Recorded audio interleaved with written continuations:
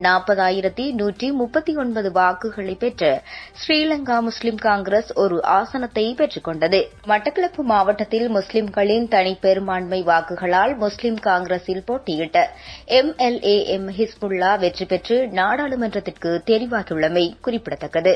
மட்டக்களப்பு மாவட்டத்தில் போட்டியிட்ட முஸ்லிம் காங்கிரஸ் உறுப்பினர்களின் விருப்பு வாக்குகளின்படி ஆலி முகமது ஹிஸ்புல்லா முகமது லெவ்வை 32,410 வாக்குகளையும், முகமது சாலி நலீம் 8,073 வாக்குகளையும், ஹபிபுல் லெவ்வை முகமது ரிபான் 4,871 வாக்குகளையும், அப்துல் ஜவாத் ஜமால்தீன் ஆலிம் 798 வாக்குகளையும், இம்ராலாம் முகமது ரிஸ்வின் 507 வாக்குகளையும், செய்ஃப் இஸ்மாயில் முகமது இம்தியாஸ் 364 வாக்குகளையும், கயாத்து முகமது ரியால்தீன் 225 வாக்குகளையும், கச்சி முகமது வதுர்தீன் 210 வாக்குகளையும் பெற்றுள்ளனா்.